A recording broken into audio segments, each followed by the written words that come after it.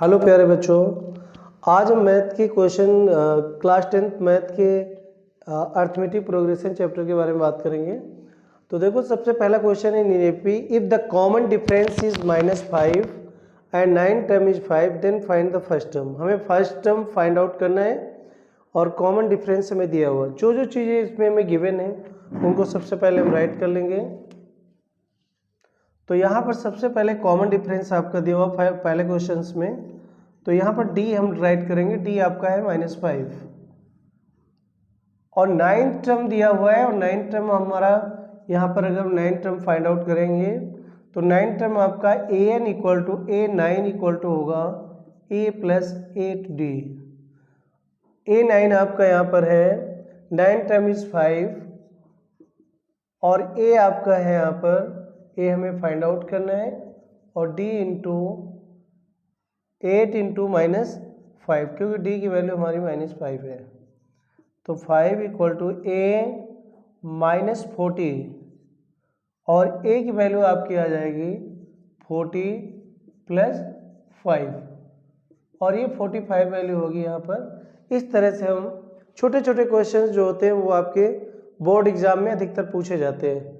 तो इस तरीके से हम फर्स्ट टर्म को फाइंड आउट कर लेंगे। अगर कोई भी टर्म हमें गिवन है और हमें कॉमन डिफरेंस गिवन है तो हम फर्स्ट टर्म को यहाँ पर फाइंड आउट कर लेंगे। तो आपका फर्स्ट टर्म यहाँ पर आ गया 45। सेकेंड क्वेश्चन के बारे में बात करते हैं। सेकेंड क्वेश्चन आपका यहाँ पर, सेकेंड क्वेश्चन में how many 2 digit number are divisible by 6। How many 2 digit numbers are divisible by 6। तो सबसे पहले हम 2 से डिवाइड होने वाले नंबर्स यहाँ पर हम फाइंड आउट करेंगे। कितने नंबर हैं जो कि आपके 6 से डिवाइड होते हैं और 2 डिजिट होने चाहिए। तो इसके लिए सबसे पहले हम 2 डिजिट नंबर, सबसे छोटी 2 डिजिट नंबर है आपकी 12 जो आपकी 6 से डिवाइड होती है। और 2 डिजिट नंबर में आपका 90 के बाद में हमें ये देखना होगा कि कौन सी नंबर आपकी। तो यहाँ पर अगर आपका यहाँ पर 96 है तो 96 को देखें हम कि आपका 6 से डिवाइड होता है या नहीं। तो 6 1 6,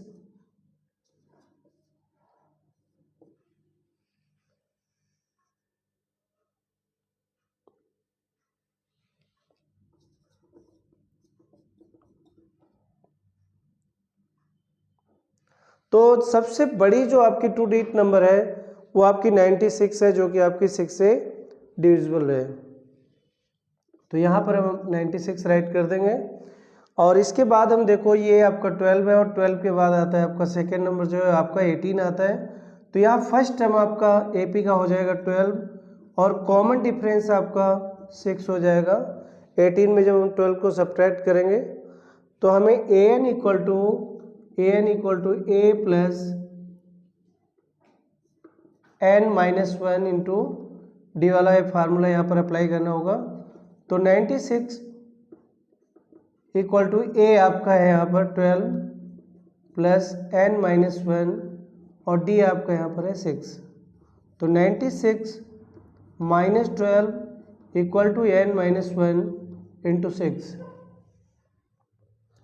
और यहाँ पर जब 96 में हम यहाँ पर 12 को सब्ट्रैक्ट करेंगे तो ये आपका आ जाएगा 84 आ जाएगा। और 84 n-1 और 84 ये 6 से हम इसको डिवाइड करेंगे तो n-1 की जो वैल्यू आएगी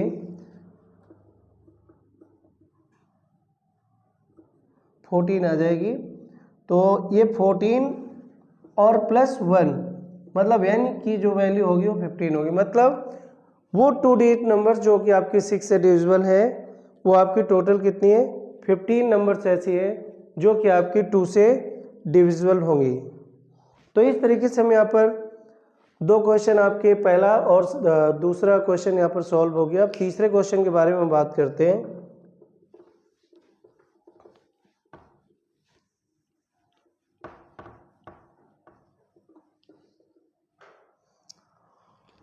तो तीसरा क्वेश्चन है, if the 7 term of AP 32, 7 term, third question में आप देखिए 7 term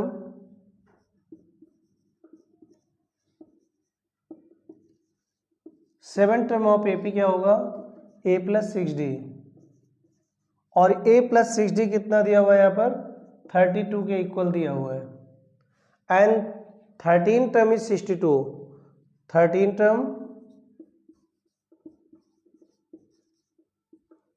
term of AP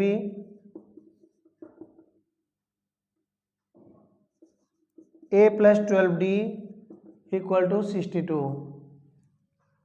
find the AP, हमें AP फाइंड आउट करनी है।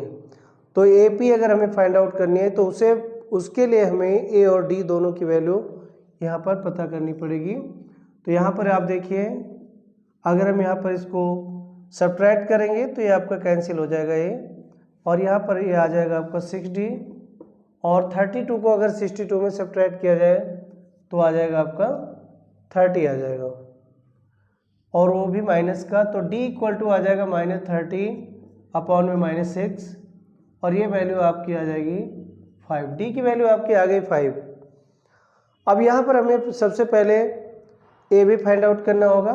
इसके लिए हम यहाँ पर राइट करेंगे प्लस 6D इक्वल टू 32, और A 6D equal to 32, A plus 30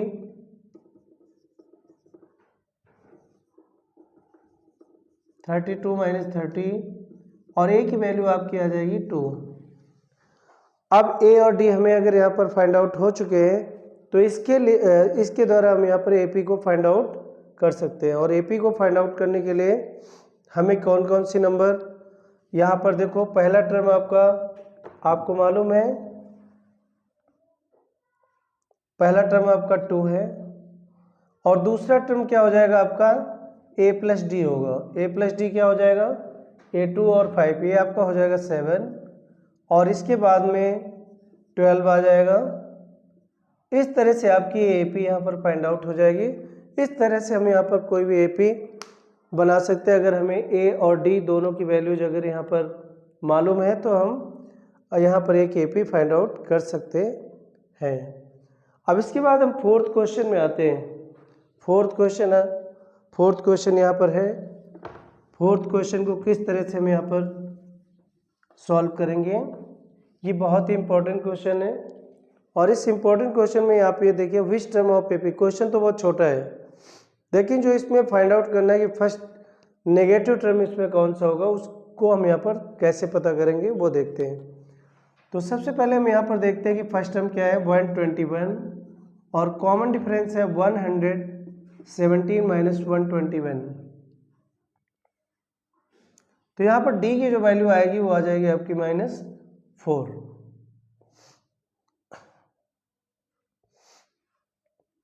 इसके लिए सबसे पहले हम जीरो वाला टर्म फाइंड आउट करते हैं। कौन सा टर्म, जीरो।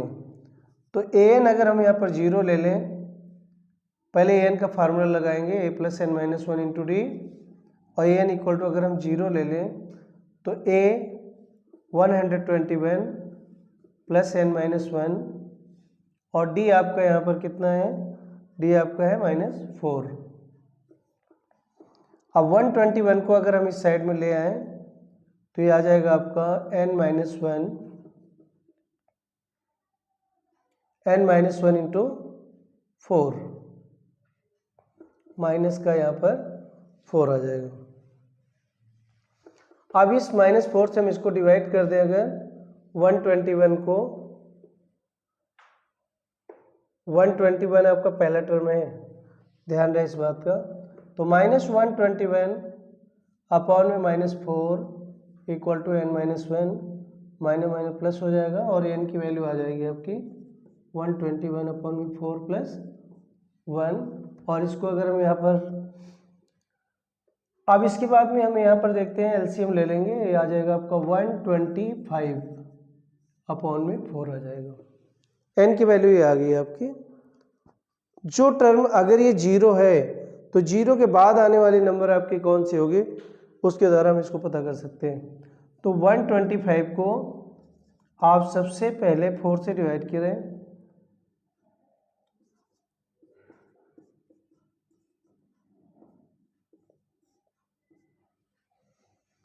तो यहां पर आपका आ जाएगा 1 आ जाएगा, मतलब 31 टर्म ये आपका 0 होगा। 31 टर्म आपका 31 में 31 मतलब 125 जो टर्म होगा 125 पॉइंट समथिंग वो आपका 0 वाला होगा। तो इसके बाद कौन सा टर्म होगा 32 टर्म जो होगा वो आपका नेगेटिव टर्म होगा। इसके बाद 0 वाले टर्म के बाद में नेगेटिव टर्म आपका आता है। तो यहाँ पर लिख देना आप 32 टर्म इज नेगेटिव टर्म। अगर आपको नहीं लगता है कि भाई 32 टर्म नेगेटिव नहीं होगा तो आप उसको फाइंड आउट कर सकते हैं। 32 टर्म अगर आपको ऐसा लगता है कि नहीं है तो इसके लिए आप क्या करेंगे 32 टर्म आप निकाल लीजिए A32 तो A प्लस 31 इंटू डी। ए की वैल्यू 121 और 31 और डी की वैल्यू यहाँ पर कितनी है -4। तो ये आ जाएगा आपका 124 124। तो अगर इसमें हम घटाएं तो कितना आ जाएगा -3 आ जाएगा। इस तरीके से ये चारों क्वेश्चन आपके सॉल्व है जो कि आपके बोर्ड एग्जाम के लिए बहुत ही इम्पोर्टेंट है।